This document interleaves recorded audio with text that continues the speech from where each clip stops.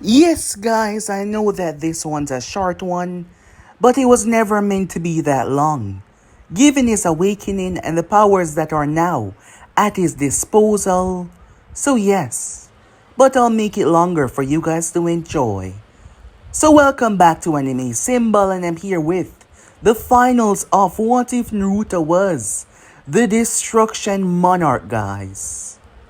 Although this one is coming to an end, I just want to thank you guys for all the interaction, and also, don't worry because you already know new what ifs are coming up soon. Yes, a whole bunch of them for you guys to enjoy. So just sit back, relax, and yeah, enjoy. And if you haven't yet, go ahead and check out the other channels. I indeed have 4 more which I post what if on every single day. I even post a new series over on Anime King.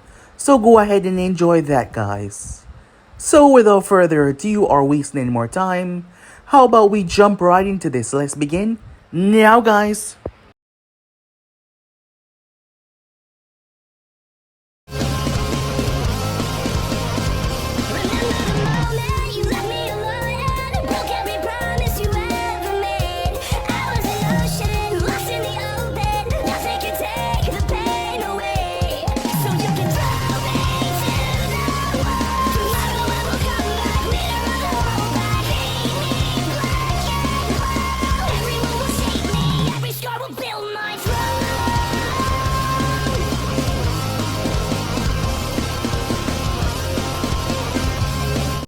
So the last part we left off. For the first time, Naruto truly dived in to what exactly he really was, to gain full awareness of the powers at his disposal. And let's just say, as Karin was able to see them all of them bowing down to him, calling him the Monarch of Destruction, she truly realized just how special her brother was. Unfortunate though, when Naruto truly dived into that aspect of himself, the power came out in a terrible wave. It started to reduce everything around him to dust. It wasn't just burning, it was destroying every molecule. The only one that wasn't affected by this was Karin. Orochimaru stood where he was, watching with caution and fear and hesitation, after seeing the true witness of the power at the boy's disposal, and it was truly frightening. The Starnin started to plot, trying to find the best way, in order to find a solution for a problem that might rise in the future, as he was well aware that Naruto might try to dethrone him, but that wasn't something that he could do. With his mind on the invasion right now, he told Naruto that his help was not needed in this area, using other means to try and distract Naruto. However, Naruto was different. Ever since his true awakening as the Monarch of Destruction, he became a being of unparalleled power. He was different entirely, and Naruto had things that he desired to do now. The only one that truly knows about what he desired was Karin. Yes, she was the only one that truly knew what was truly going on when it came to Naruto. And she wasn't going to tell anyone. So with that, some time passed. As the attack on the Hidden Leaf went on, the students that were there participate in the exam first, Mito and the others, Sasuke Uchiha, when Orochimaru started the attack.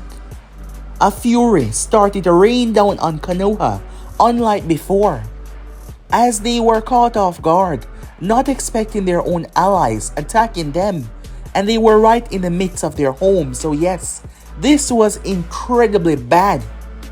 It did not take too long for the war to truly kick off, as Hiruzen went to face the first and the second Hokage. That is when Naruto arrived, having fully known about what Orochimaru had planned. It wasn't just raw strength and power that he got from truly becoming the Monarch of Destruction. The limits to his imagination and abilities are above the level of understanding at the moment, so yes, his power was truly frightening.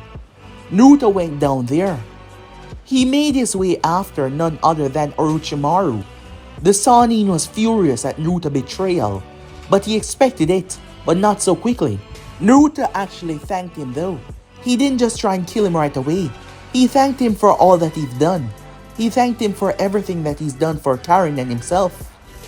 However, he was not going to allow him to put the people around him in danger anymore. After all, Naruto wanted their services. He wanted the army, and what better place to start than the people that believe they were nothing but tools, weapons, pawns. He would make them realize that they have worth, and their worth is to serve him. Orochimaru attacked Naruto, but it did not go so well for him. Naruto did not only kill him, but he removed the Sannin essence, completely erasing him. The marks on the Sound 4 neck, all of them vanish away, as Naruto power erased Orochimaru's soul, causing the Sound 4 and Kimimaru to feel it. With that, the invasion was over as the others started to run away. Unfortunately though, Naruto killed Hiruzen, the old man that was still coming off the height of the battle, his old age making it difficult for him to do certain things. Naruto strike him down, shocking the Anvus, but they didn't get the chance to retaliate, as the sound was being chased away outside of the village. Naruto transformed. So yeah guys, basically let's split off. You guys can switch across the place, check it out for yourself, and also don't forget to go ahead and check out the other series. I hope you guys enjoy. Let's begin this now guys. We begin these finals within one of Orochimaru's many bases. A frustrated boy that was rather stuck at the moment, forced to listen to the person on the opposite side. His entire body had liquefied as he was stuck inside of a massive container, unable to escape. His name was Suigetsu. Due to his rather bad behavior, the Sannin had proceeded to lock him away, only bringing him out when it was necessary to use him for his experiments. Suigetsu was a very special individual, as he was able to turn his body into a body of water, and he had more fish-like appearance as well. For one thing, breathing underwater, well, that was a given, but he hailed from the village known as Kiri, as he was forced to listen to the rantings of Karin Uzumaki as she was seated there. Karin was rather fascinated by his body morphing technique, the fact that he could literally liquefy his organs. She wanted to know if the water was destroyed completely, if it would damage his organs. Just as Naruto had stated, she had a rather great fascination in human biology, and Suigetsu, being what he was, would provide her a very good insight. However, he was tired with all of the questions, so she said something that piqued his interest. "How about I let you out of here," she said. At first, he scoffed though. "Like you can do something like that? As powerful as your brother might be, I doubt Orochimaru would allow you to make moves that he doesn't desire." And Suigetsu knew that the Sannin did not want him to come out of here due to his reckless behavior of trying to cut his man down and escape. Well, that was the reckless behavior in Orochimaru's eyes. Karin chuckled to herself. "Between you and me," she said, "there is going to be big changes here from now on. They're going to happen very soon." That piqued Suigetsu's interest. "What do you mean by that?" "Do we have a deal?" she said. "I can let you out if you want." Suigetsu was afraid of Naruto. Yes. Suigetsu's water was powerful, yes, he could out flames, but when he first met Naruto, he felt the flames that started to boil his water, despite being nowhere close to him, with just a look alone. Something about him terrified Suigetsu. That is why he had no interest of hurting Karin, because when he looked into those eyes, he saw that she was the only one that he truly cared about. Not to mention, despite being confined within the vicinity that was not even that close, when Naruto let loose, he could feel that tremendous amount of heat. And that was not someone that he wanted to go up against. Not at all. However, her rather outgoing statement about changes made him wonder, as terrifying as Orochimaru was, with someone that possessed power like Naruto, why would they be confined to be ruled by another? As he gave her a look. However, she did not seem to be ready to spill anything to him yet. Alright, fine, he said. I'll answer your questions. Karin was the only one that knew what Naruto had in store for the world. Yes, this was just the first part of his plan. And she knew that it was going to reach beyond and cover every single nation within the elemental nation. Everything was going to change. She knew that a lot of people would die because at first they would step against this new regime. However, she did not really concern herself with that. People might say that she was standing by side a evil, wicked maniac, but life dealt it this way. That is how life made things for them, taking away their happiness when they were younger, forcing them into a life of slavery. People might see him as a monster, but soon they would realize that his efforts and his goals was only for the betterment of the elemental nation. So it did not matter what happened, she would always stand by her brother's side, no matter what happens. As she was saying that, the people of Konoha, the shinobis that were trying to chase off the enemy, every single one of them came to a stop. Kakashi Hatake, Might Guy, everyone, Jiraiya, every single being within the vicinity, fear gripped their heart like it has never gripped their heart before. A colossal, a gigantic, massive dragon with a face of a beast beyond legends. Red, glowing eyes, cracks of molten hot flames running across its form. It stood tall, the shadows from its wings looming over almost everything around. It was colossal. Everyone was frightened by what they were witnessing, unable to truly fathom what they were feeling. It wasn't just the size of the beast, the aura that it gave off struck fear in their hearts. Shinobis that has been through a lot, shinobis that has seen war up close, and yet, as they gaze at the beast in front of them, not even the Nine-Tails had such an oppressive aura.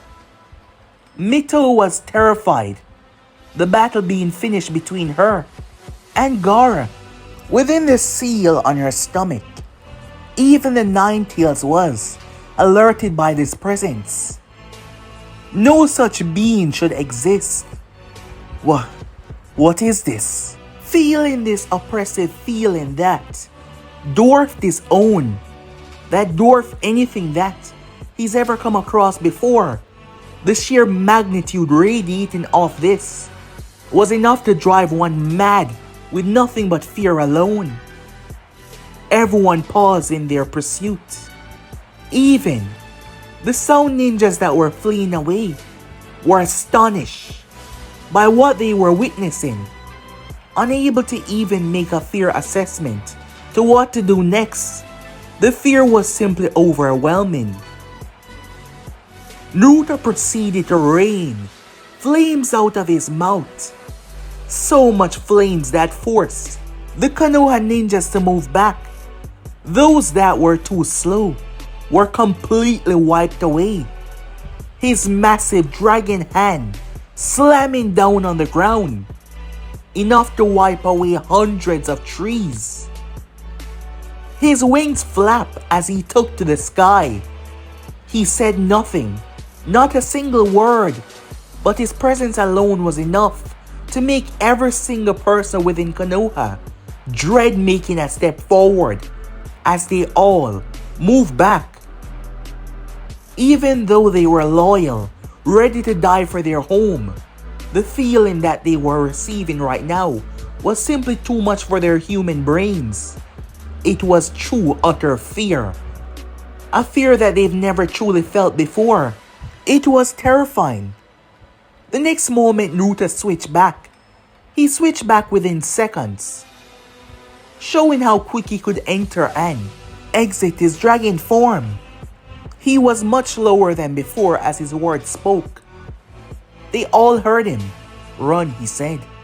The sound ninjas fled, all of them returning back to the confines of where they needed to be.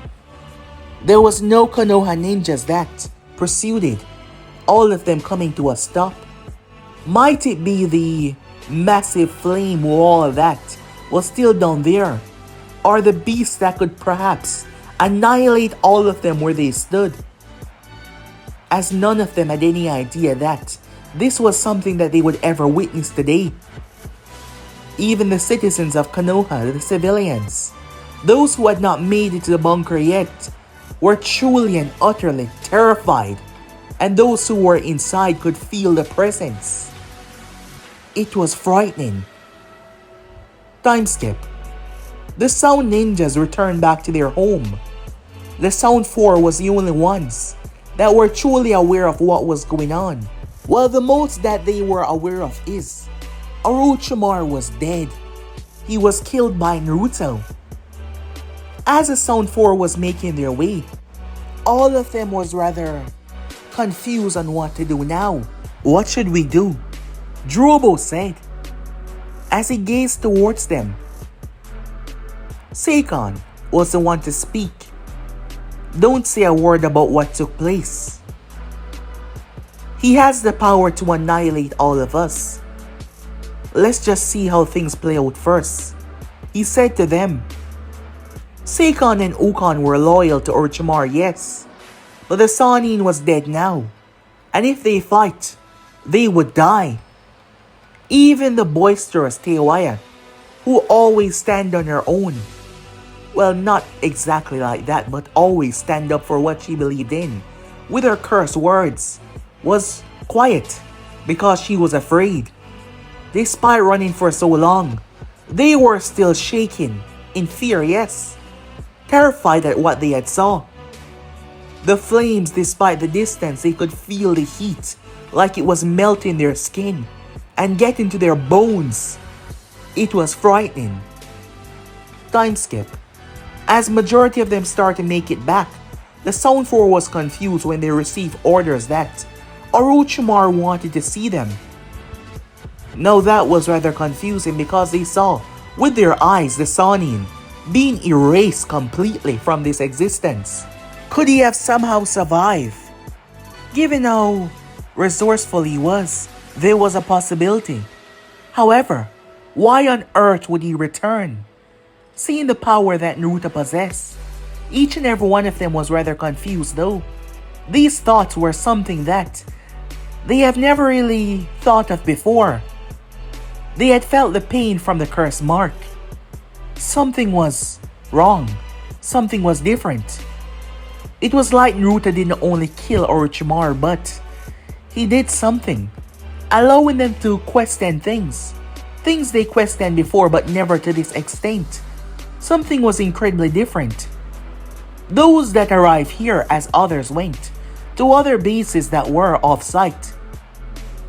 However, they were sure enough that they would not be tracked, as multiple of them had split, the survivors that is, so a large group would not be seen.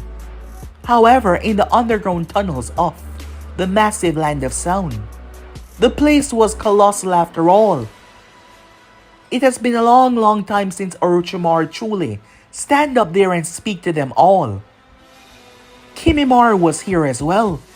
He wanted answers. They were the first ones that he sought out. They all prepared themselves They were terrified of Kimimaru. He was not someone to be trifled with. "Where is Lord Orochimaru?" he said.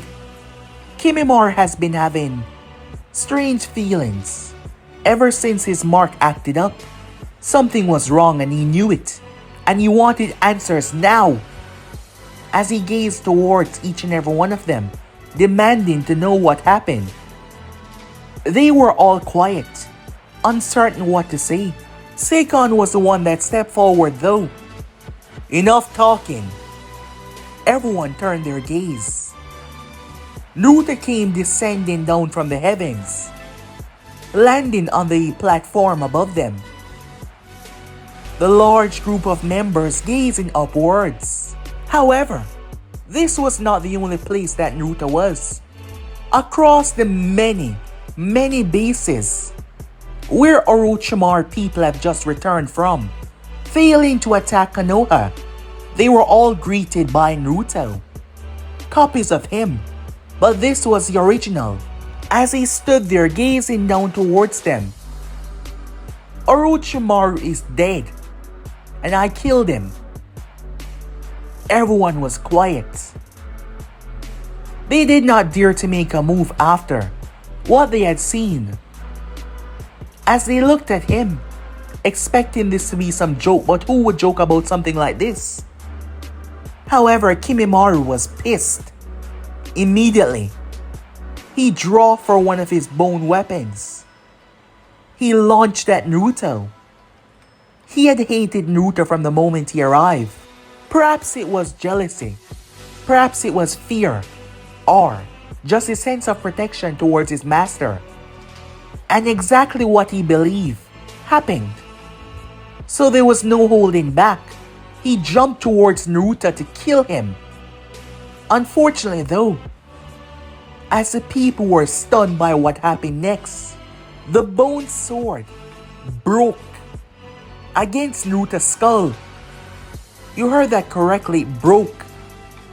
The powerful bone that derived from his body broke.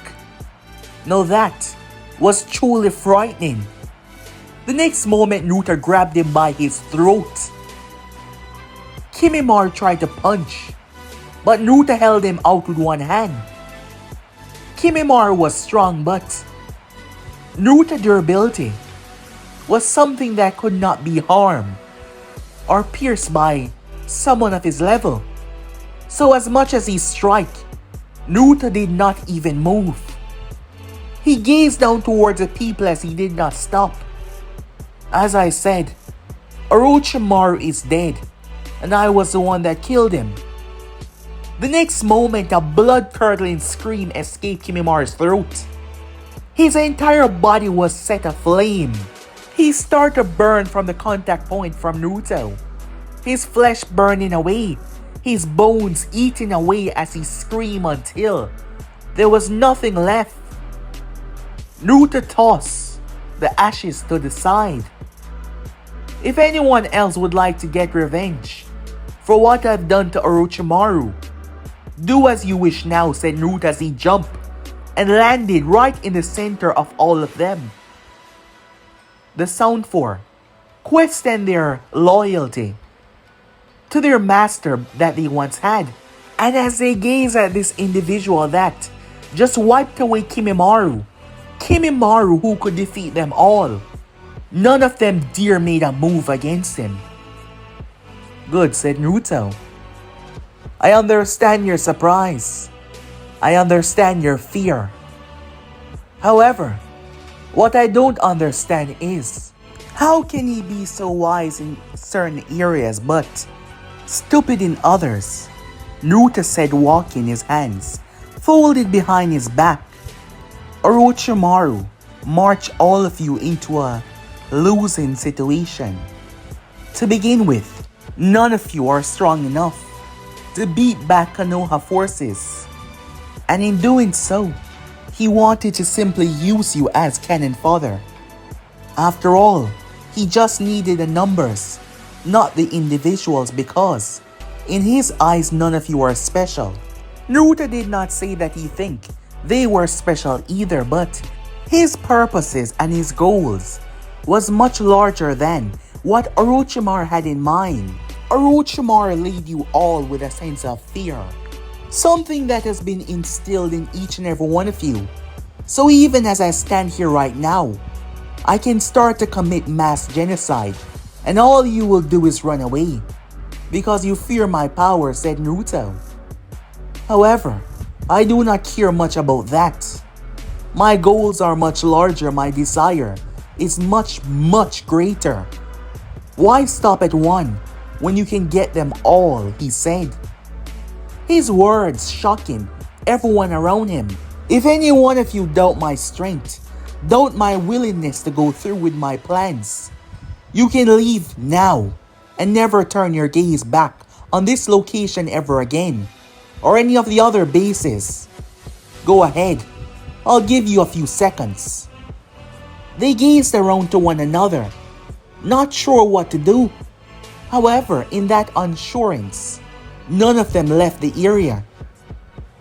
Naruto stepped forward, his arms still behind his back. Too long has this world gone without proper structure, without proper command. But this is where it starts. I will lead an army to conquer it all. And I will start with each and every one of you, he said. His gaze snapped into them. Despite being in the center, they could feel his gaze on them. Each and every one of them. Naruto stepped as they parted ways. His gaze was on the Sound 4. They were nervous. Something that wasn't common for these members, but they were nervous in this situation. However, his gaze landed on Teiwaya, the first one to truly be terrified of his power, despite her attitude in the beginning. I will start with you, he said. You were one of his guards, but this mark of his doesn't give you the substantial boost that he believed to do much. Naruto grabbed her. She tried to fight back. However, she was unable to. Neither of the members moved, despite Naruto not explaining what he was doing. The next moment, though, she collapsed. The imprint that he left on her neck, it came out as 5 fingers that gripped her on her throat. An imprint that would be marked there. It soaked within her skin, but the mark was there. The glowing light as she dropped down, holding her stomach, twisting and writhing in pain. The next moment, she threw her head back and released a monstrous roar that shook the place. Her substantial strength over these commoners, making her stronger. When Teiwaya rose back to her feet, her eyes were now slitted like his, and they were glowing. Her entire body seemed to be infused with an unnatural amount of energy, bringing out different attributes. Naruto did not pass his power into her. He simply infused it with her own, triggering an evolution that made her less human. It was something that he started when he saw the different kind of dragons that he possessed. Naruto raised his hand towards her chest before hitting her. It seemed like he barely touched her, but the next moment, she ripped through countless walls, making her way all through the entire base, causing so much destruction from a simple blow from him. However, normally, she wouldn't get up after something like that. None of them here would. Yet she rose to her feet, still surrounded in power as she checked herself over. She was even shocked that she was alive. The mark on her neck changing, spreading towards a path that Naruto had placed his hand on, giving her a sort of tattoo, with a tailing of a dragon curled up on itself. As her body was repairing itself, the blow had damaged her, but in no way to end her life, but her body was healing, something she did not possess before. Everyone was shocked by what they just witnessed, most of them being grunts, most of them being nothing but foot soldiers. To be able to rise up in the hierarchy of things, they would not hesitate. And now that Orochimaru was dead, He was gone. And this person in front of them. And with the fear that Orochimaru instilled in each and every one of them that the strong rule and the weak serve. They all took a knee. Even the newly transformed Teiwaya. The members of the Sound Four, but not just them. Across the bases that just returned. From almost being wiped out if it wasn't for Naruto putting an end to the invasion. Everyone took a knee. There were some that chose to go against Naruto. And there were some that chose to hide away from the entire situation. Time skip. Arriving was none other than a woman known as Guren. She was similar to Kimimaru in a way, as she had loyalty, great loyalty with the Sannin. It did not take long for the news to break. She made her way towards the location where she knew she would be. They spoke so great about his power, but there was one person in this world that she could use to weaken him. Upon arriving, she saw Suigetsu, that boy that Orochimaru trapped away. Guren looked at him, causing him to scoff at her. "What the hell are you doing here?" he said. The news had already reached his base, of course. He didn't like her. She was the one that beat the crap out of him with those crystals of hers, and she was basically the one that trapped him away. Orochimaru orders, of course. "Where is she?" she said, stepping forward. He wasn't strong enough to take this woman on. It has been proven. However, at that moment, Karin came walking out with a tray. There was strange equipment on it. The next moment, Karin was slammed against the wall. The tray dropped into the ground. Immediately, Suigetsu picked up the blade off the table and swung it at Guren's back. However, she blocked it with her arm fortified with crystals. She moved in and gave him a punch that sent him towards the wall. As she picked Karin up by the throat, holding her there. "You will be my leverage. Your brother will die for what he did," she said. Given all that she's heard so far, she wanted to make sure that she had a clean chance of killing him. As she held Karin there, not wanting to end her life just yet. Something was wrong though, and Guren noticed that. Karin did not seem afraid. If anything, she seemed calm. Suigetsu picked himself up, reaching for his weapon once again. "No, Suigetsu," Karin said, stopping him in his tracks. He owed her a lot for freeing him, and not to mention he was terrified of her brother as well. So yes, he stopped. However, Guren doubted that he could defeat her. But something was wrong with this girl. She was much too calm. "My brother wants generals in his army, not anyone that is below his standards. I believe that his evolution will work well on you. You're already terribly strong. It will be good. So there's no reason to kill you. However, I will advise you right now to release me. He's coming here right now.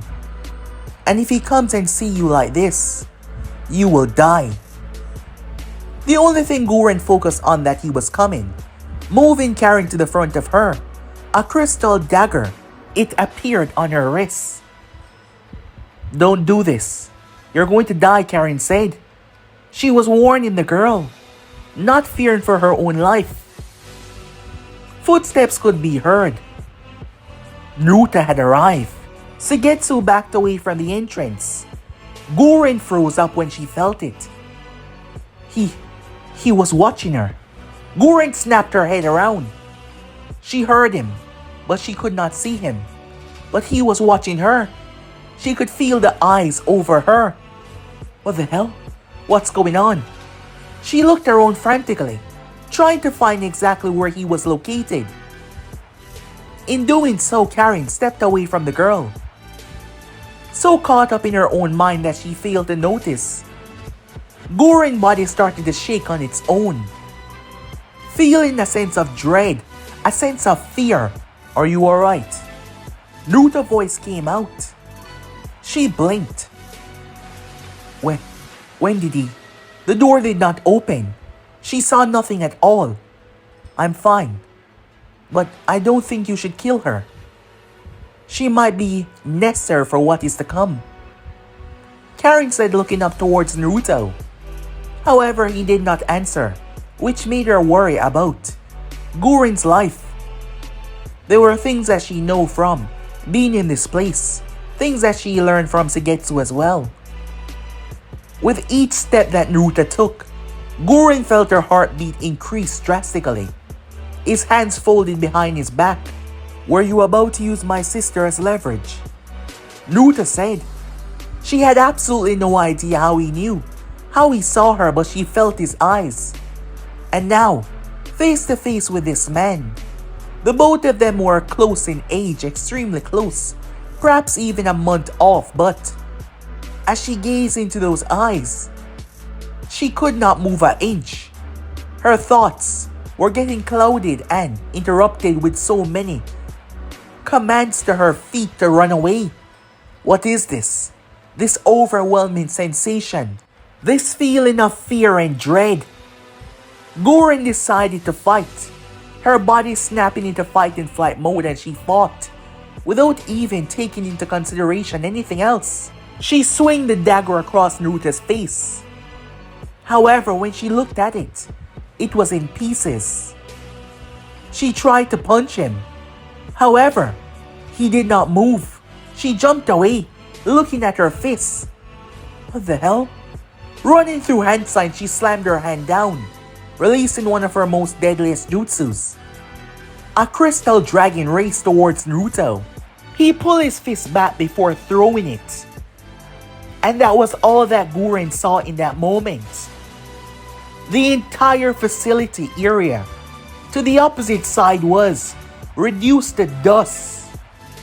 Naruto punched with enough force to destroy the entire facility that lied in front of him.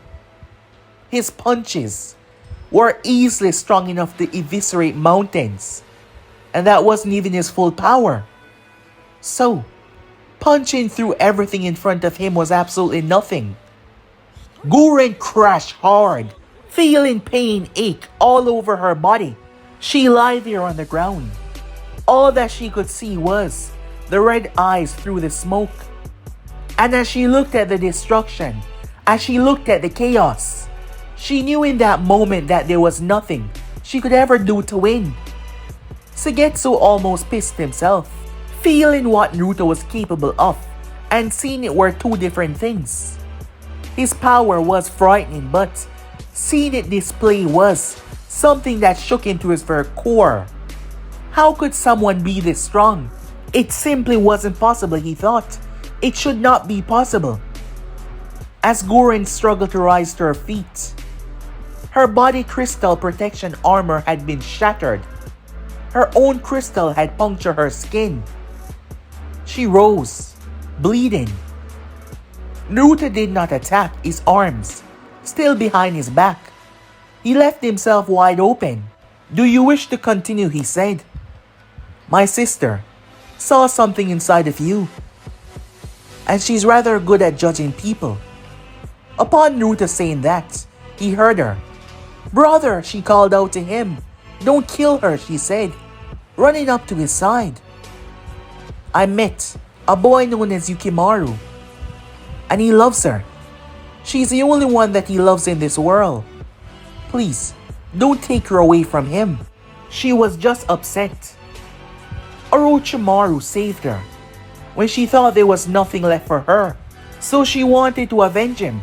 And I know what she tried to do, but please, don't kill her. She made a mistake. And you, Karin said, if you ever want to see Yukimaru again, you would stand down now. Orochimaru is dead, but Yukimaru is still alive. And unlike my brother here, he will not experiment on Yukimaru. And you can be there for him as much as you desire. My little sister make a valid point, said Naruto, using the word little to emphasize that. He would still kill her if he desired, as Guren weighed her options. Life or death. They were simple. Nothing else and nothing more. If she did not do something, she would die. As she thought about Yukimaru, despite her loyalty to the Sanin, she thought about Yukimaru and how he would be, how sad he would be after her death. She remembered the promise that she made after what she did, after what Orochimaru made her did to his mother. And in that moment, she took a knee and bowed her head. It was the only thing that actually saved her life. While that was going on, at the Hidden Leaf Village, a lot has happened since the invasion. It has only been a couple of days, but now they were aware that there was a person out there that possessed a tremendous amount of power and had the ability to turn into a mythical dragon. Majority of them believed that there was only a certain amount of summoning creatures in the world, never believing that something from a storybook, a child's playbook, would ever exist. A beast of that magnitude, a beast of that size. However, they needed a leader right now. Hiruzen was dead, and the village was in dire need of leadership. Jiraiya, believing that he knew the correct person, decided to left out.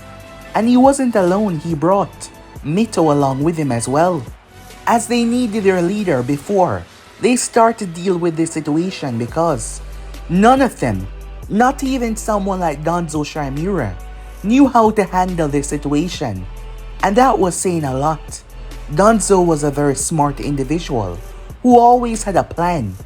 However, he did not possess a plan for a being that could perhaps wipe out Konoha with a flap of his wings. But he needed to know where this person was located. As he put two and two together, this was a so-called Uzumaki that Hiruzen had been looking for on the down low. His features matched up. He needed to know where this person was and what their intention was. Why simply transform? Was it to show Konoha that they should be afraid? As Danzo needed to know how to counter this threat. So for the first time, he was actually not focused on grabbing the seat of Hokage. Because what's the point of grabbing the seat if there wouldn't be a village left to control? Unfortunately though, it wasn't just Konoha that was aware of this. News broke through the entire world. It was quickly that many start to associate what happened to the Land of Grass was done by this individual. It made absolute sense now that someone with a magnitude of power like this was able to wipe out an entire village. This was bad. The whole world was on edge, not knowing what the next move was going to be. It's been a very long time since someone of such power has been around. So yes, it was bad. Meanwhile, at the Land of Rain, a village that most people did not take too much stock in, believing that they weren't a threat. One of the most powerful people was gazing up towards the heavens. His cold, cryptic eyes, known as the Rinnegan, was observing the rain. One of his greatest spies, Zetsu, has already been sent to understand this threat that this new individual posed. The world was turned right now. Everyone was thinking about the next move to make. To believe that one person and one person only was able to trigger such a large, drastic move. However, people fear what they don't understand. And the power was being exaggerated. Many believe in that this person possessed the power to end the world, just because he was able to smite an entire village. Because no one was found to have done that, it had cooled down, but now everyone was on edge. Every single leader was worried about the next move, knowing that no one so powerful would ever lie and simply allow things to play out as they are. For the moment, the Akatsuki leader was focusing on this individual, needing to know the exact understanding of the threat that he was going up against. as old as the third Kage was. Killing him wasn't supposed to be that easily. So that begs the question, who exactly was this person? Meanwhile that was going on, a lot of them died. A lot of the remaining sound ninjas, they could not handle it. Keep in mind that Naruta's power was not exactly chakra. It was a foreign substance that was different from their own. So when he infused their chakra with his, some of their bodies could not handle it and they overload and burned out from the inside. But the ones that did, they returned much stronger. However, those like the Sound 4, there was also Guren as well. Also Guren's team, they were much stronger than the normal ninjas. But Guren and the Sound 4, their power had grown to immense height, making them far more powerful than what they were. They were basically mutated. Karin was able to study the biological difference inside of their system. They were far less human than they once were. Suigetsu was also turned as well. At first, Karin believed that he was going to die due to his own physical mutation. However, he came out on the other side, and thus, he was serving as a bodyguard for Karin, always being by her side. Slowly but surely the army was getting stronger. It did not take much time before they decided to strike. The only true reason why Naruto was doing this to the people of Sound was because he felt everything else was beneath him, and that was truthful. He told them himself. They misunderstood his words. He told them that Orochimaru used them as cannon fodder. However, he did not care one bit about either of them. They were weak, pointless in his opinion. Even though their abilities were strengthened, Naruto did not see anything from any of them at all. There was only one, and that was Guren. And the reason was simple. She was willing to put her pride aside, willing to put everything aside to make sure that she could make Kimimaru happy. It made him thought back to a more bad time for him, when he wasn't strong enough, when Karin was isolated and locked away.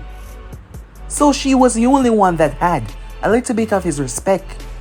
As for the others, he simply needed them to use their now tremendous brute force to conquer and take over more lands in his name. When the real battle started, Naruto did not need anyone at his side. Thus, the reason why he stepped into Kiri, without a Kiri in the world, no army, no group. Meanwhile, the water daimyo has been nothing but a cash cow for the past couple of years now. Things were not good for him. Since Yagura lost his mind, he first decided to cut Yagura off until the man stormed into his place, killing a few of his troops and threatening his life to restart accolating funds back to the village, or he would remove him from the position. The mere fact that he was able to do something like that, the mere fact that he even stepped into his quarters with such a demand, showing that he no longer cared for the standard rules of how the world was formally set. So the daimyo had no choice but to do as he was told. And thus it has been for the past couple of years. So he was secretly rooting for the rebellion forces. But let's be honest, he was simply rooting for him to get his way once again, to reclaim the power that he once lost. His men weren't as strong as the ninjas, so there wasn't much that he could do there. However, the way things were looking, it seems, in a couple more months Yagura would fall. He was losing. The man truly seemed to have been driven mad, doing things that were causing him troops, doing things that were causing him his own man loyalty. And the daimyo was rooting for his downfall. However, on this rather casual day, something unexpected happened.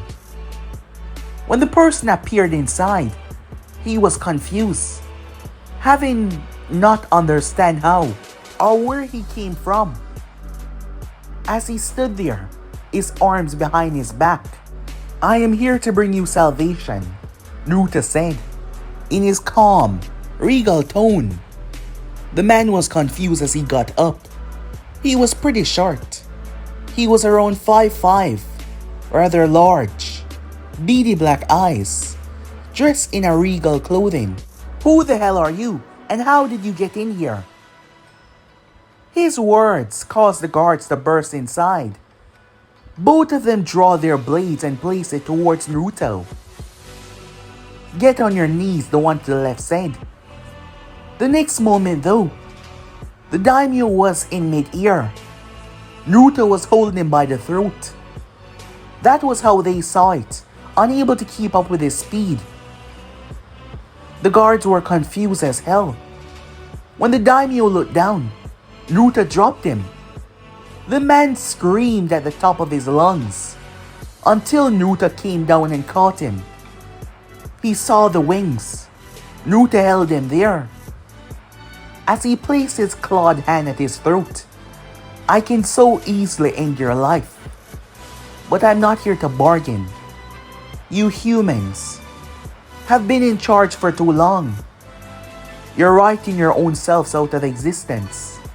And that is why I'm here, to make a change." Many would believe that Naruto was a psychopath, that he was a mad, evil person, but far from it. His goals are simply complex, and he also do not really care for human life. "I'm only going to give you one opportunity to bow and surrender to my commands, and in doing so, everyone will prosper under my rule. However, fail to understand the situation going forward, I will carve your heart out of your chest and force you to eat it before you die."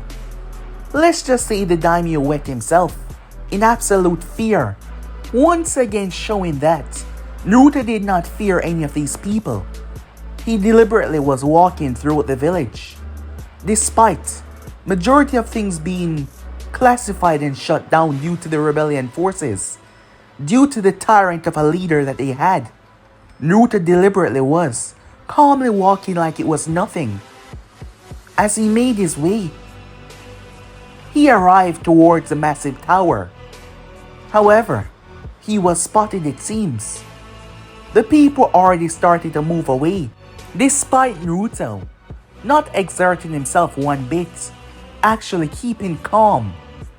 The civilians started to run feeling fear. It was simply the aura that he gives off. Specialized envoys descended upon him. However, to their perception, Naruto was walking. They told him to stop, but when they threw and launched their weapons, it wasn't hitting him. Wait, it was. But it wasn't piercing his skin. Believing that this was some sort of Kiki Genkai or some illusion, they tried to dissolve it, tried to break it, but Naruto was already standing in front of the tower. With a single enhanced punch, Naruto brought the tower trembling down, bursting through the window. Before the entire building could collapse was Yagura. But before he could land though, Naruto blitzed in front of him and kicked him so hard that he flew across the goddamn sea, the island between theirs and another. He crashed on it rather brutally, so much that he had to resort to using a beast power inside of him to heal his broken self, pulling himself out of the crater that his frame created. He's never been hit that hard in his entire life. He's been set ablaze by black flames, but this hit was much stronger. He rose with vengeance and rage in his eyes. "Who are you?" he said. "Were you sent by that woman?" he asked. "No one commands or controls me," said Naruto. "I'm here for your life." Surrender now, and I'll give you a quick death. You have no possible chance of defeating me. Fight, and I'll rip you and that beast inside of you apart. Naruto had no need or no use for the tail beasts. In his eyes, they were nothing. Yagura was pissed off by the arrogance coming from this fiend in front of him. He attacked Naruto. His body was cloaked by the chakra. As he swiped, he lost his composure in rage. However, when Naruto moved out of the way, he ripped a part of the island to sunders, only to receive a devastating kick that rearranged his guts. He collapsed, puking up blood. Looking up, he was greeted by those red eyes, and fear gripped his heart. He was forced to quickly obtain more power as his body went into the second stage. Three tails lashed out at Naruto, trying to pierce through him, through his stomach, through his heart, and through his skull. Naruto had transformed before the tails could reach him as he swiped his claws at lightning speed. He cut directly through the chakra, causing the tail beast to pull back in rage and pain. However, Naruto blitzed in front of him once again and kicked him so hard that his body was sent across the goddamn island, refusing to allow him to go there though, to the end, reveling in the destruction and the pain that he was causing. The power, the fuel, the fear made him so much stronger. A fear coming from a beast that knew that it was outmatched to his power. Naruto dropped him through the entire island. Yes, he sent Yagura through the ground. His body was submerged with the water underneath. Naruto stood there looking at the hole that he had created from kicking him down. Pathetic, he said, never truly believing that he was a challenge.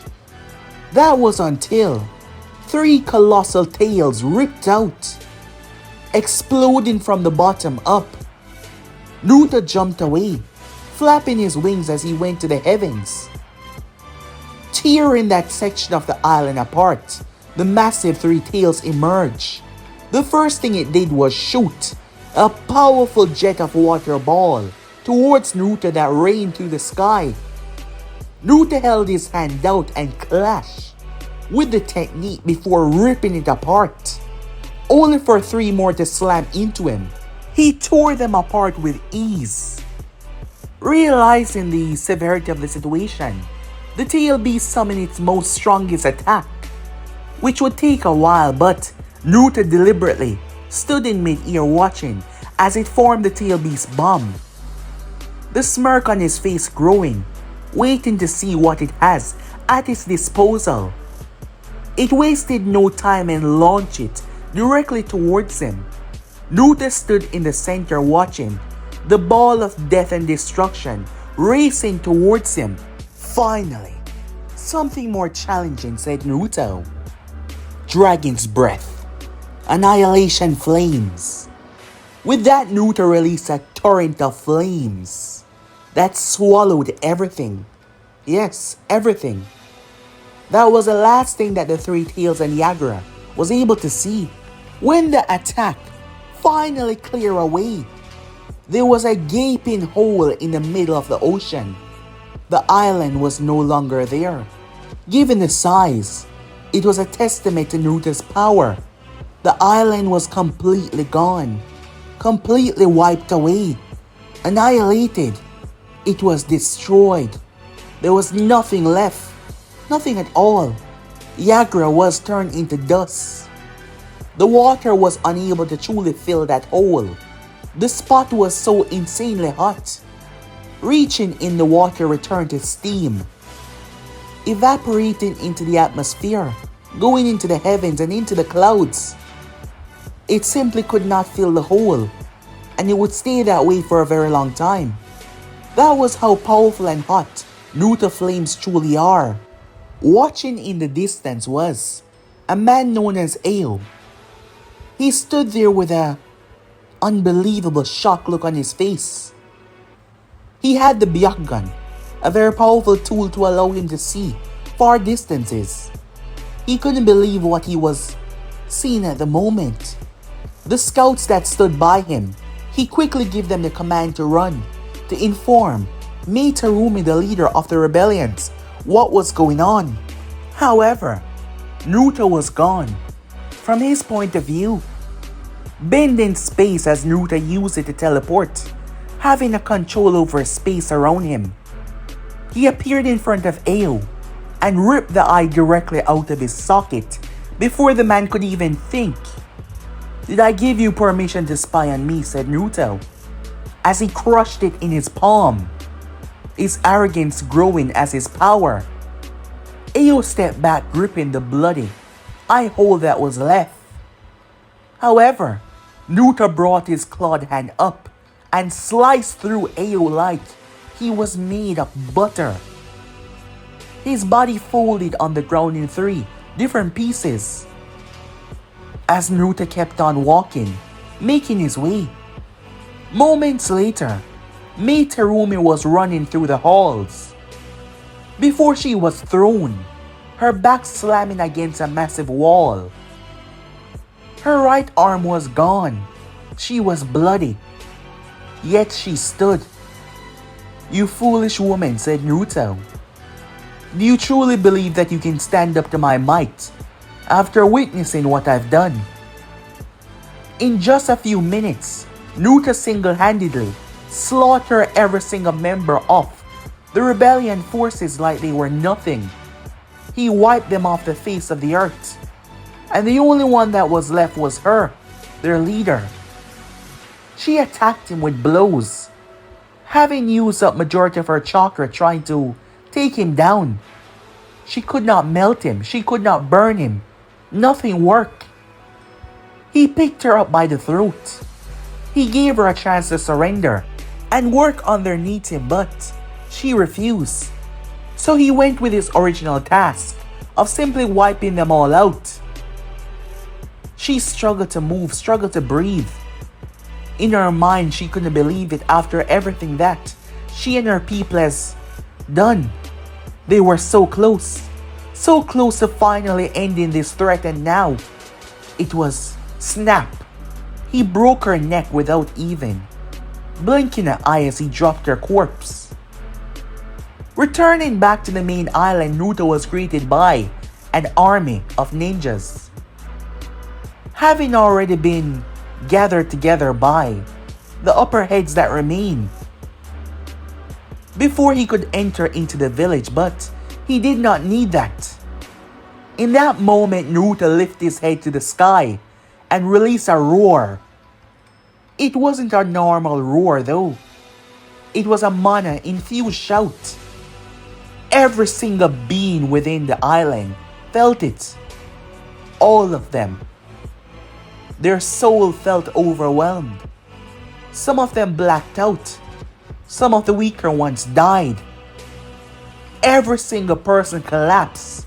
None of them being able to stand up towards him. Fear and power combining together. Everyone bowed down, seeing their deaths, seeing their entire lineage, their entire existence being wiped out. It was horrendous. But Naruto wasn't done as he transformed, putting the fear of coming into them. Breathing flames out of his mouth, Naruto started to drive the sea up, burning away the water, evaporating it into steam. He crushed their buildings with a single whip of his tail. He flew into the sky and wiped out 3 islands, unknowingly wiping away Utakata, who was on one of those islands. His powerful wings flapping into the sky. In his dragon form, he released a shout that forced them down even more, before descending back from the heavens in his human form. Time skip. Finally arriving, after feeling everything happening, was the daimyo, giving specific orders on what to do. When he arrived, he saw every man, woman, and child on their knees. Every single one of them afraid to even make a move. Naruto stepped up towards the man and gripped him by the shirt and raised him. The man was shaking just by looking into those eyes. Step out of line, and I won't just kill you. I'll get rid of it all. The only ones that will be here to witness my glorious rise to leadership of the entire human race is the ones that take a knee. The others shall all be annihilated. Do you understand me? Naruto said, looking him in the eyes. The man nodded his head frantically, scared out of his wits' end. He dropped him down to the ground. As I said earlier, it is now up to you to get them in line and get them organized. With that, Naruto flew off, leaving his demands. He did not care if they might make a silly move, because if they did, he would remove them. He was serious. Human beings have been alive for thousands of years now. Generations after generations, and what have they done? What do they have to show for it? A backwater way of living. Most might think they were civilized, but this world was broken, and the only one that could fix it was him. He was above them all, and they should understand that. That is why he was making his move to control not just one, not just a few, but everything.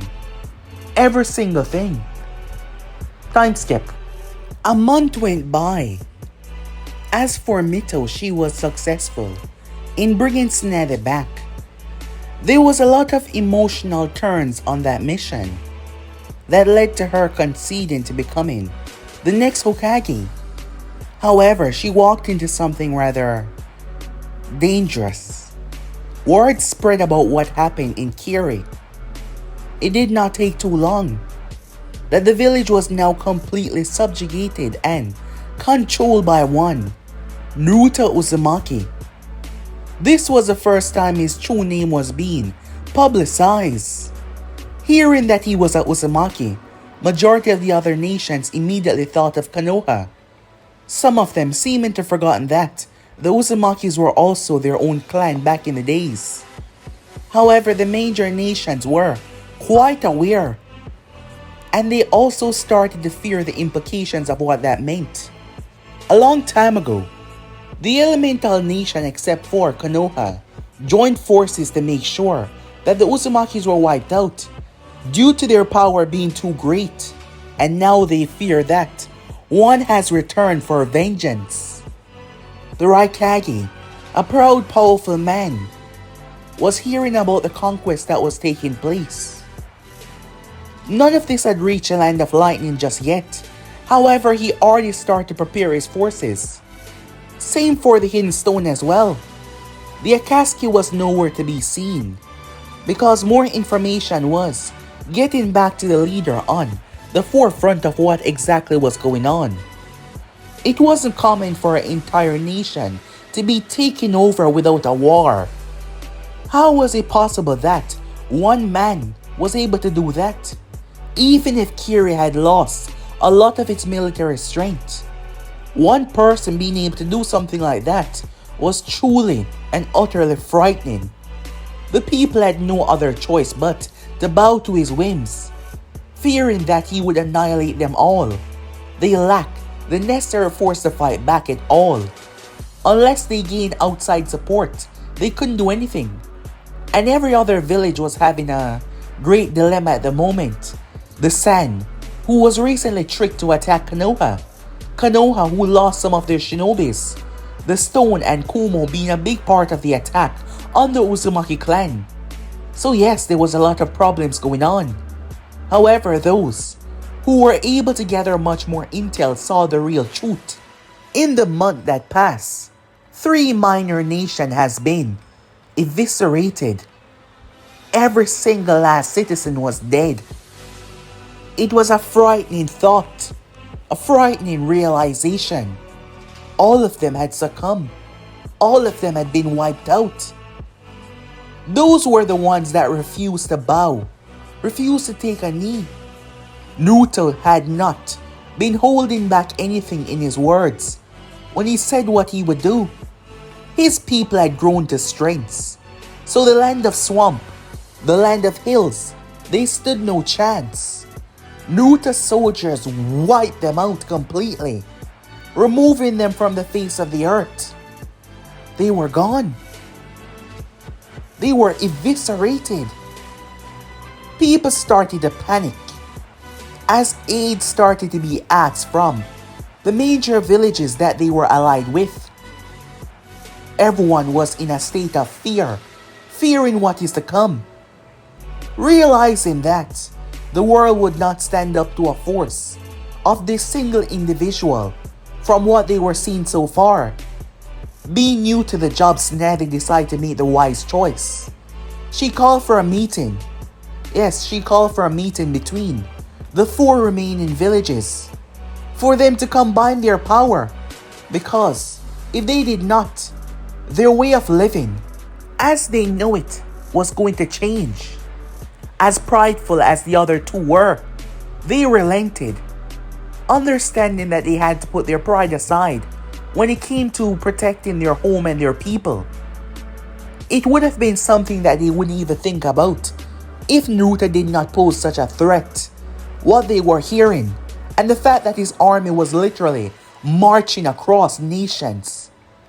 Granted, these villages weren't as large as theirs, but the fact that he possessed the power to annihilate a single village, the fact that he slaughtered them all without any sign of empathy and mercy, even if they did go up against him one-on-one, they would lose hundreds, maybe thousands.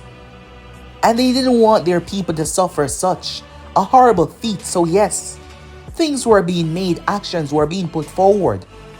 Recalling the tail beasts back, Oniki had lost many people during the past few wars, and he wouldn't allow his last remaining family to be wiped out. He wouldn't allow the legacy of the Hidden Stone to be erased, because the world was now aware that Naruto was going to subjugate every single one of them. And if they did not take a knee, he planned on wiping them all out.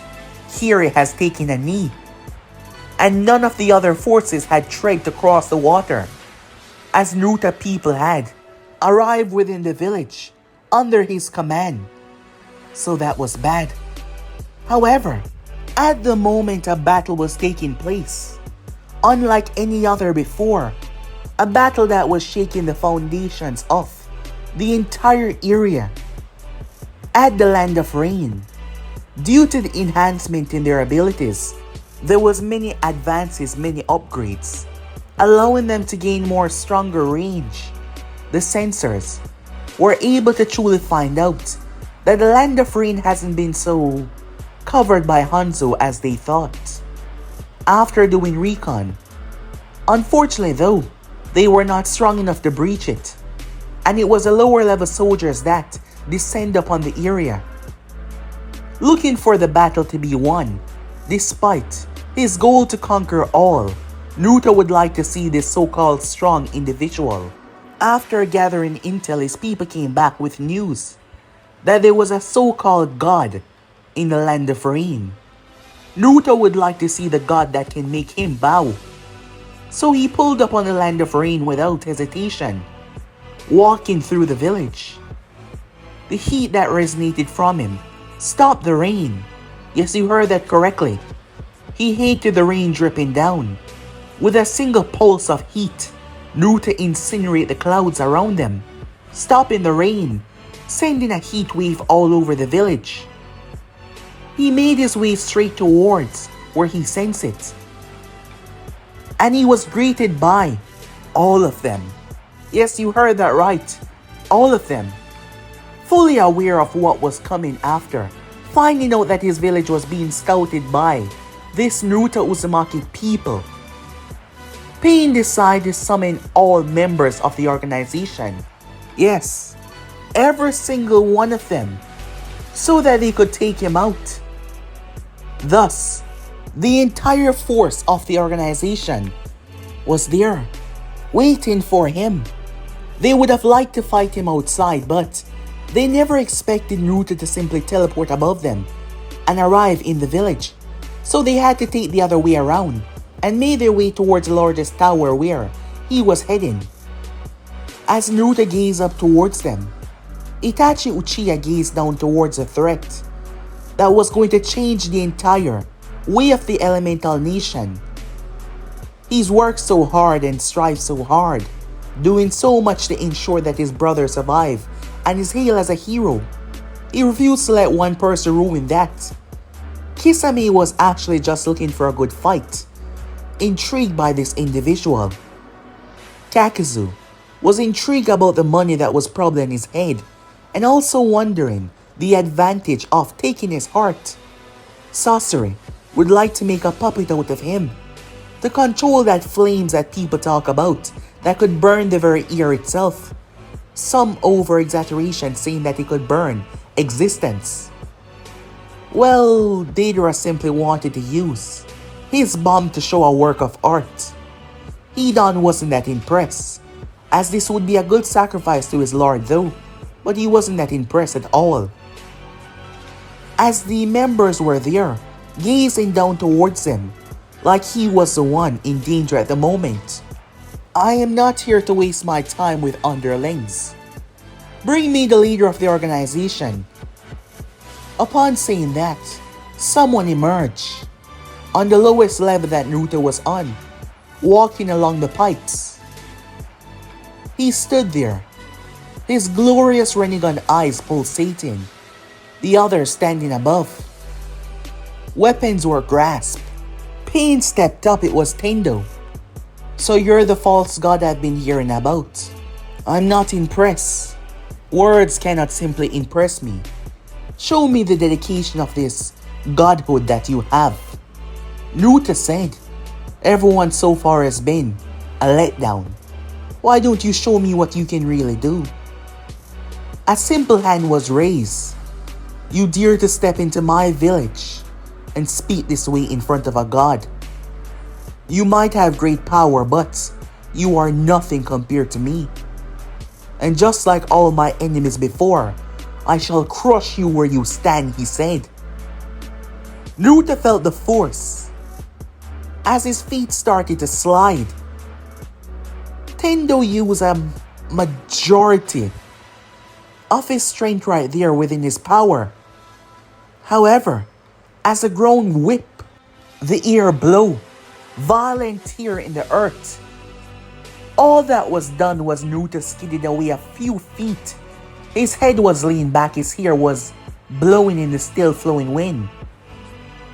Yet the smile on his face, showing off his deadly sharp teeth, was a problem. Tendo was shocked, you could see that. For someone that didn't really have the expressional features, the shock came from Nagato. He stepped back as the members descended upon Naruto, and thus the bloodbath began. The Akatsuki was a brutal, powerful, unending organization that were all S-rank, all of them possessing specialties on their own. Yet, something was gravely wrong in this area. Believing that their power up till now would give them the necessary strength to beat someone like Naruto. However, no, it would not. Naruto has failed to truly release everything that he can do because it was a problem in on itself. His mere presence at full force would start to collapse space and time around him. After truly becoming the Monarch of Destruction, the title namesake, Naruto was the embodiment of it. Some would say that he was arrogant, self-serving, and a fool, and he would get defeated because of how arrogant he was. However, as Kisame slammed Samehata across Naruto's face, and Naruto not moving an inch, one could understand why. Kisame decided to use his blows instead, reinforced with chakra. The problem was Naruto Taijutsu. His fighting style was too powerful. He literally ripped the bone out of Kisame's arm before crushing his skull. within a few minutes of combat. Deidara tried to blow Naruto up. Naruto bit down on one of his bombs, and the thing exploded right in his mouth. However, all happened was, Naruto exhaled smoke out of his mouth. It was a tragedy. For the first time, the Akatsuki members were being bested together. This wasn't supposed to be possible. The group was too powerful. So why? Why was this happening? It made no sense. Decided to join in, realizing that they need to fight together. The 6 paths of pain descended upon Naruto. The human path, due to Naruto's arrogance, was able to get behind him as he grabbed Naruto's head. As Naruto snapped Hidan into pieces. He tried to remove Naruto's soul, but something was wrong. Trying to grip Naruto's soul was like trying to grip the sun. His entire existence was burnt out, and that reflected back to the original. Nagato snapped his head up, Konan at his side. He screamed out in pain. However, he was able to withstand it because he wasn't physically hurt. The mental connection was enough to actually send him waves of pain. Realizing that they need to do something else, they all combined their attacks. Every single remaining member hit Naruto with everything they got. The Black Flames, attacks after attacks.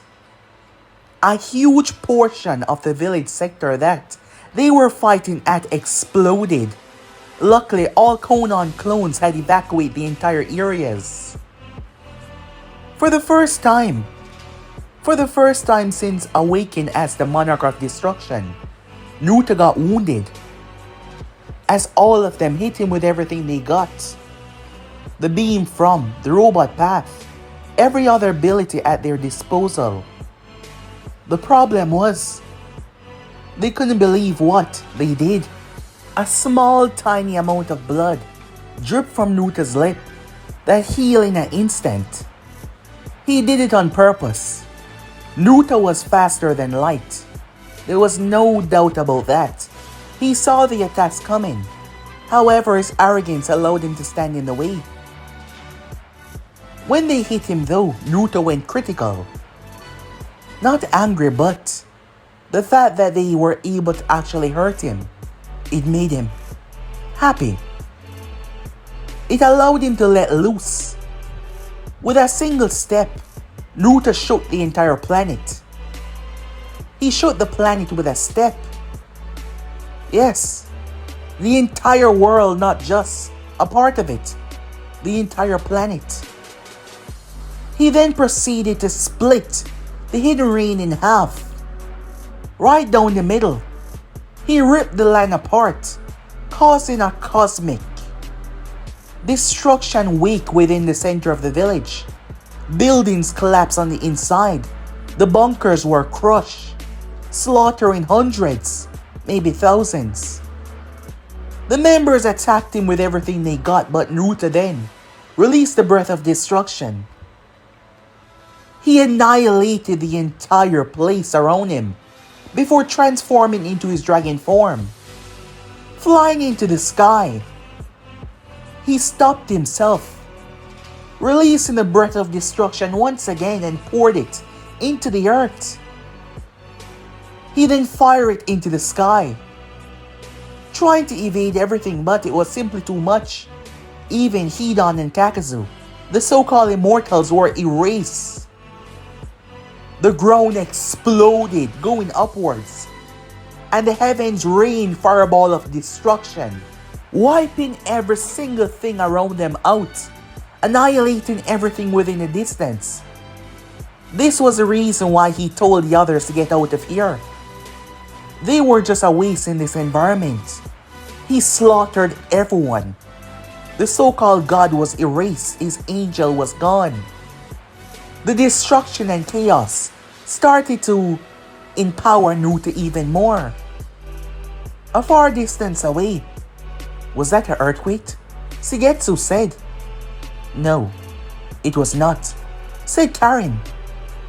Naruto held his hand open and opened a portal behind him, and thus, hundreds upon hundreds, going into thousands of dragons emerge, some of them even larger than the Nine Tails.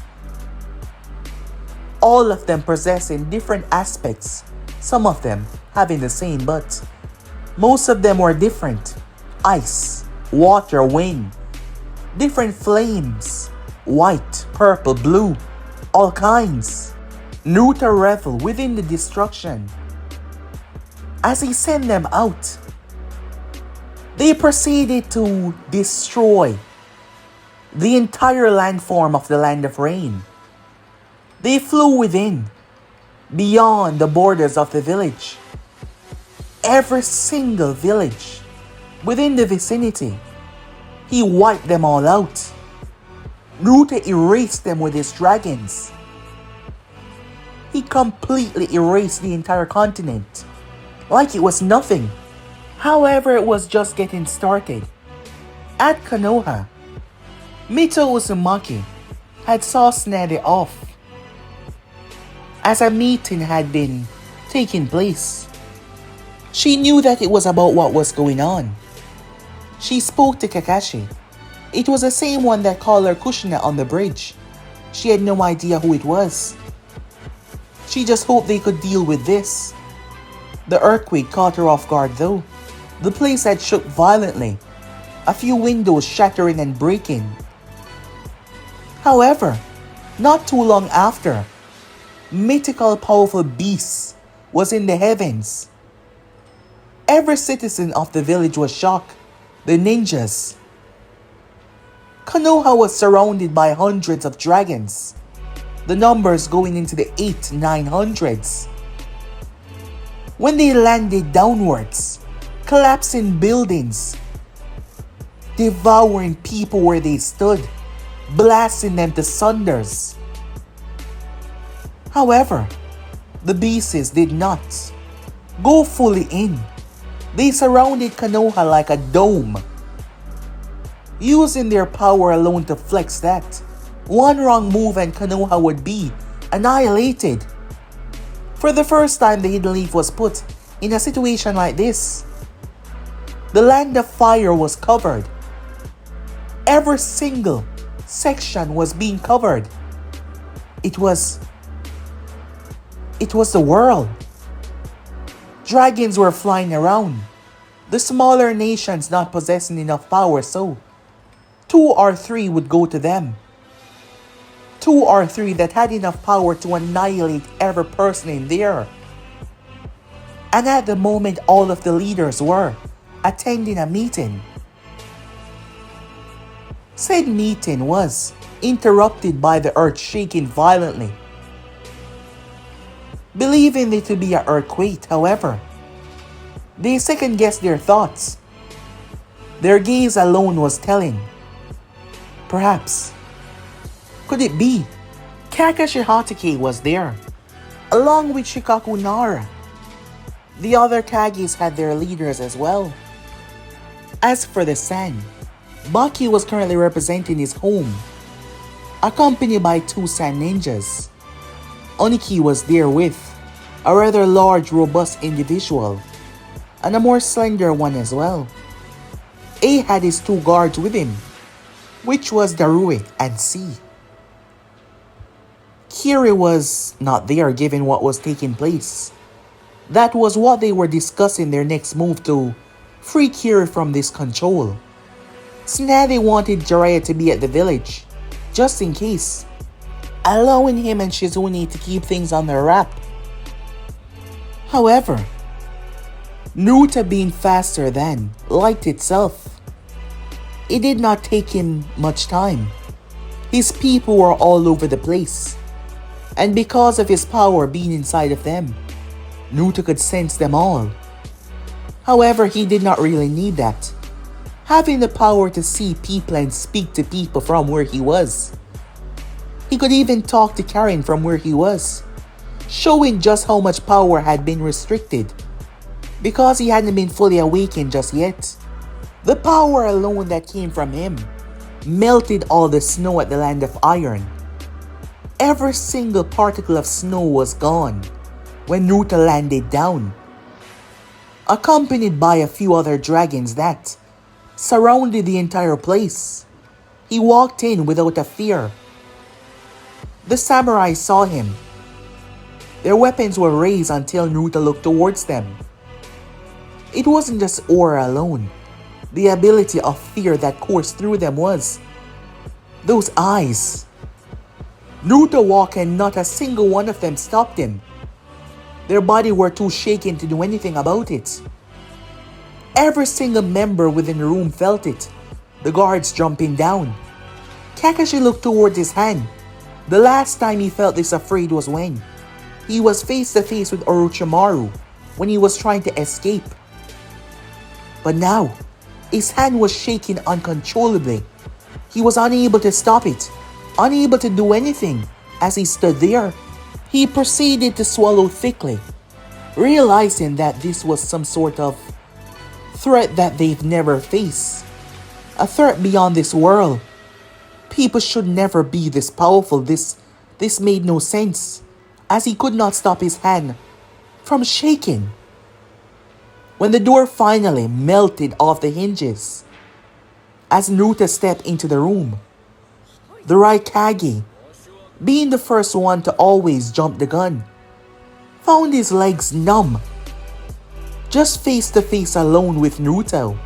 Yes, he could overpower it as he got to his feet. However, Naruto wasn't there to kill them, judging from the fact that he didn't just attack them. He waved his hand around him and, just like when he summoned the dragons, fluctuation in space could be seen as Naruto opened 4 of them.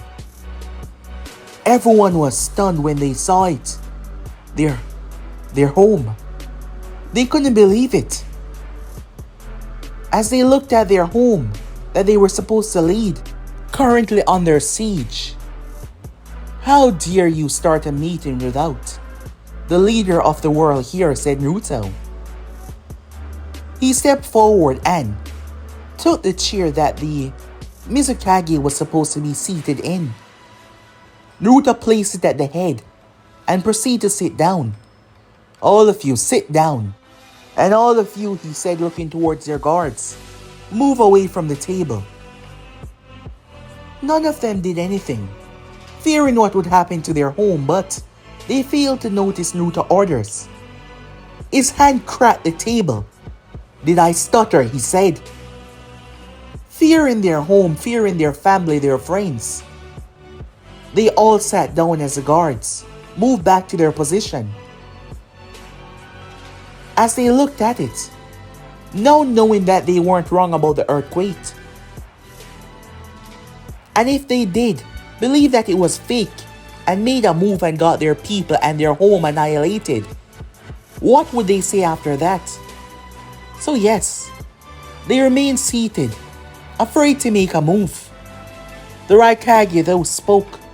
You threaten us by threatening to attack our homes. Shut your mouth, said Naruto.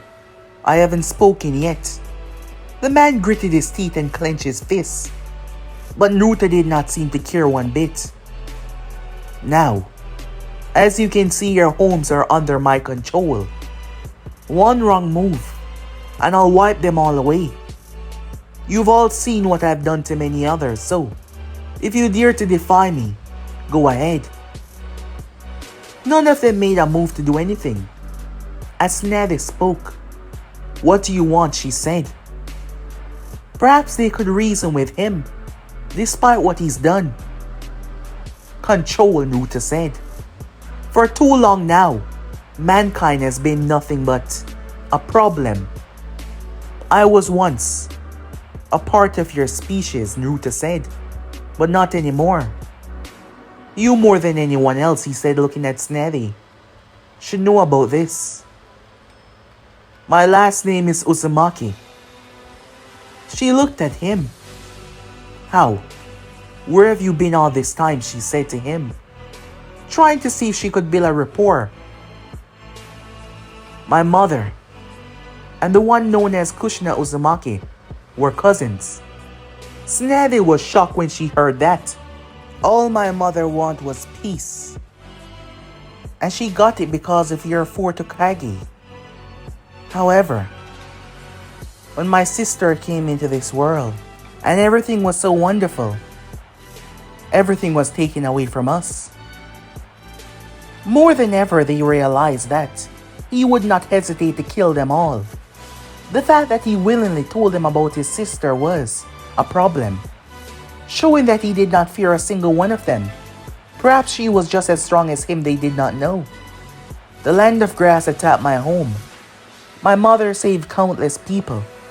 She also saved me and my sister. And I had to watch as her and my father died in front of our eyes. And there was nothing I could do about it. For the next couple of years, we were used as properties, tools. My sister was kept captive, as I was used to send out on missions to do horrendous acts. But then I was saved, because the moment my sister was saved, I let loose upon that place, and I destroyed the land of grass, Naruto said. And that is when I truly awakened to the realization this world is broken. Time after time again, leaders like yourself sit in places like these, back at your home village with your council, speaking as if you're the solution to the problem, but every single one of you, even the minor villages that claim to be oppressed by the larger nation, are simply oppressing smaller villages that are beneath them. That is why I'm sick and tired of it. All of you will bow, and the ones that don't, I will wipe you off the face of the earth. You cannot control your actions, so I will step in and control them for you. Now, if anyone has something to say about that, speak your mind now. Once again, that terrible feeling came from him as smoke came from his mouth. What could they do in a situation like this? Absolutely none of them possess the power. Even together, it seems, because he has an army of goddamn dragons to wipe them out to fight him. What would they do? What can they do? So for now, they relented. Yes, none of them made a move, none of them make a fuss. To see the mighty great nations bowing like this, it was shocking, yes it was. They were all forced to return back to their home with news. As the rumors spread about, what is going to take place? Their funds, the money that they need to support themselves and their village. Naruto took control of all of it. Everything was under his control, and any single person that steps out of line will die. Anyone that poses a threat to anything that he does not concede will die. Anyone that made a move against him, or anyone close to him, would die. There was no if or but. Naruto deliberately walked into these villages, showing his might that no one could say anything to him. He walked through the stone, he walked through Kiri, he walked through Kumo, he walked through the sand, and thus he came to Konoha. The people seen him. He did not attack or kill any of them, because he owned them, he owned this world. He owned every single nation. He started to destroy borders, combining smaller nations together, combining many that weren't even friends or some that were even foes. But what could they do? He was the absolute authority, no one else. When he came to Konoha and took Mito away, they couldn't do shit about it. He did not even say anything to any of them. Mito found herself outside, confused where she was until she remembered. However, she was greeted by another redhead. "Hi there," Karin said to her. Who are you? Where am I?" said Mito. "Don't worry. You're in no danger. I know that things might look bad, given who my brother is." "Your brother?" "He's Naruto. Didn't they tell you? Oh, yes. Tsunade told her everything about the connection that they had. She was unable to do anything about it. Really, who could?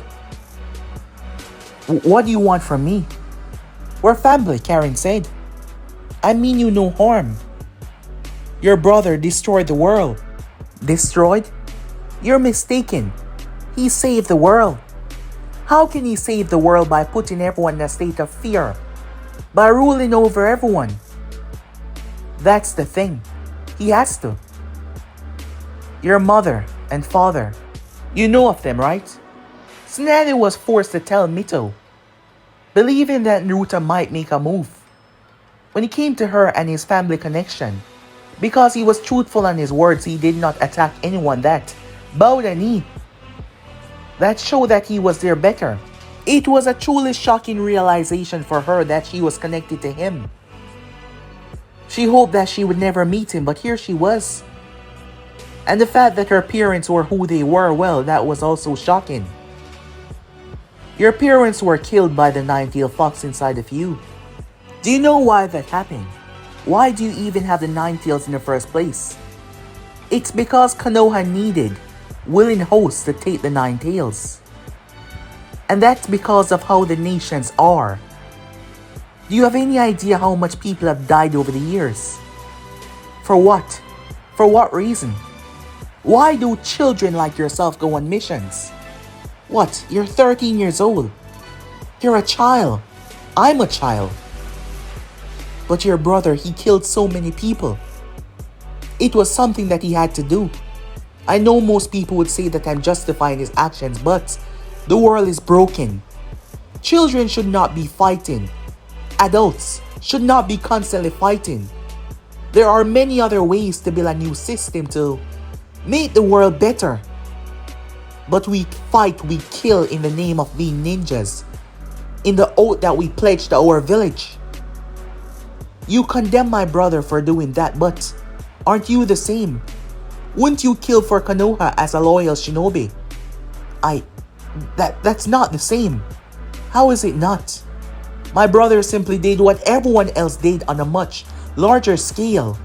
And now, he's cleaning up the world. While many believe that he's a dictator, and in some sense he is, he's making sure that the world is better. That the world is controlled because you people don't know how to control it, or yourself. I know you might be angry or upset about this. However, I don't want to talk about that.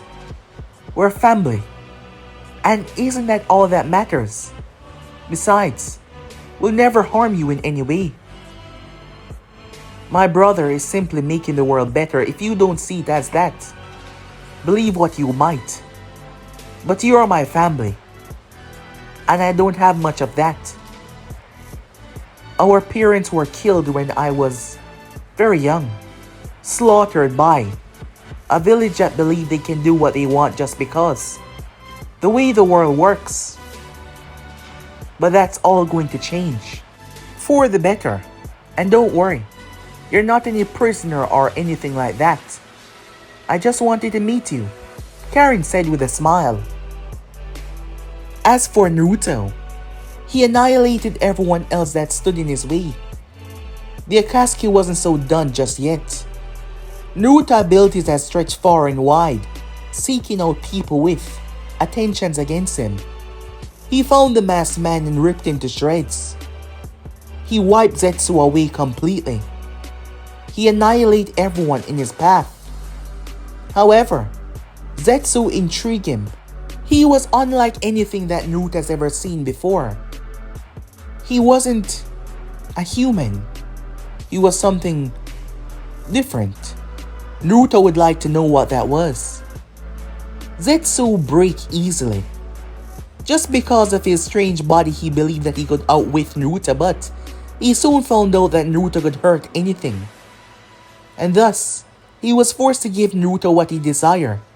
Information that he's kept to himself for a very long time now. Allowing Naruto to realize that The beings that he seek was much closer than he thought. Naruto always believed that there was other beings out there, powerful beings, and he was one day going to face them all. However, Naruto did all of this, created this world because of his promise that he would protect his sister.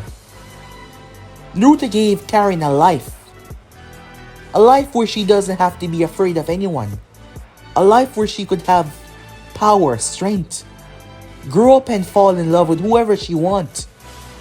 And she did. Suigetsu, that was his name. Spending a lot of time with Karin, the both of them being rather close in age. Emotions sparked between them. As overprotective as Naruto was, he was shown on multiple occasions to allow Karin to live her life. For her to be happy as she was, she wanted her brother to know love as well. Thus, she set Naruto up with someone she believed was good for him. And that was Guren. Guren was complicated in many ways. However, there was something there. But Naruto never took any of that interest before. But Guren was a very assertive individual. And with the world now under his grasp, Naruto had to focus on the smaller aspects of everything around him. Yes, he had to. But Naruto wasn't a relationship person. But they have been seen together on a few occasions. But he wasn't someone that would be defined as being in a long-term relationship. The problem was, they did not know when they were bested. Komo and the stone retaliate against Naruto, using the power of their tail beasts. While Naruto did not annihilate them all, he slaughtered every ninja that took part in the attack, and every ninja that was related to any of the others. Naruto slaughtered them all, wiping out the two villages because all of their political forces were gone. All of their ninja might was gone as well. Since he did that, no one else made a move. And actually, despite the numerous people that hated Naruto, the world came to no peace. Even Sasuke Uchiha gave up on his revenge after finding out that his brother was dead, and there was no possible way that he could fight the person that ended his brother's life. Years fly by rather quickly. Despite being under control, the people start to adapt to this kind of life. More positions start to open up. There was more land to be brought together as a whole, more building, more creation. And slowly, the ninja way started to die out, bringing a new productive activity to the world. As Naruto watches Karin grew, he watches she and Suigetsu grew as they had kids. Even Mito as well. With Sasuke, him himself wasn't a person of that connection, while he's been with a few around him that worship him, loving the power and the certainty that he had.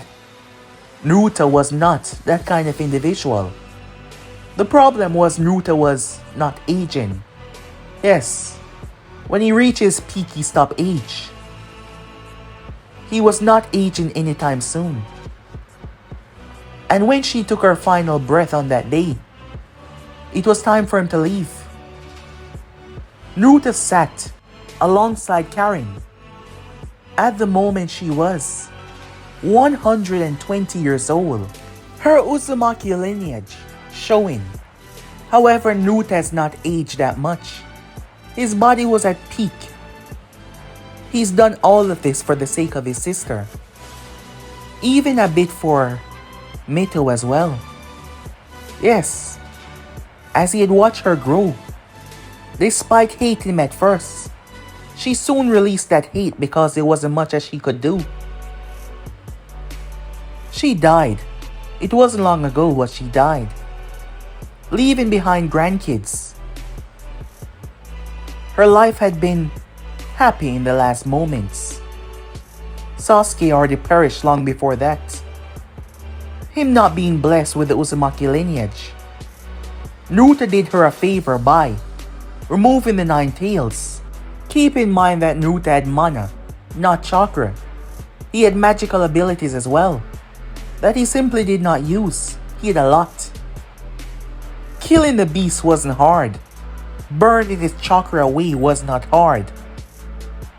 Holding on to his sister's hand, granting her immortality was something that he could not do. However, she wasn't sad, she was actually happy. She rested her other hand on his cheek, telling him that he's been everything for her. He did as mother and father said, watching over her. He's kept her safe, and she's loved him for every single moment of it. And even in death, she would constantly love him. She told him to know that she would always be in his heart, despite not being here physically anymore.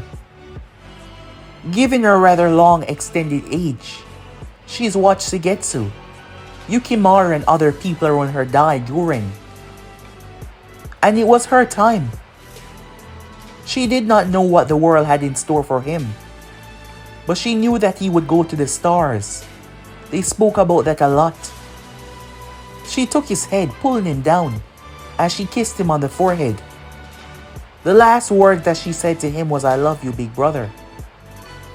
As she took her final breath, even if Naruto could have done something, this is what she said that she wanted. As she wanted to finally rest. As much, in the beginning she thought that she and him were the same, but she was mostly human, while he was some sort of god. And he was not bound to anything. Age could not kill him. Perhaps nothing could kill him, she wasn't sure. However, she knew that he was destined for much greater things. Because of the lack of Akatsuki interference. Due to Kaguya Akatsuki remaining sealed, no other being found out about Naruto, but after Karin took her final breath, nothing else mattered to Naruto. Because the children that were there, grandchildren and great-grandchildren, they were happy in the life that they had. Naruto was not needed anymore. Thus, he went to the stars, as he said. He was not sure what was out there for him. But as he stood in the vast emptiness of space and closed his eyes, he could feel the surrounding area, everything around him.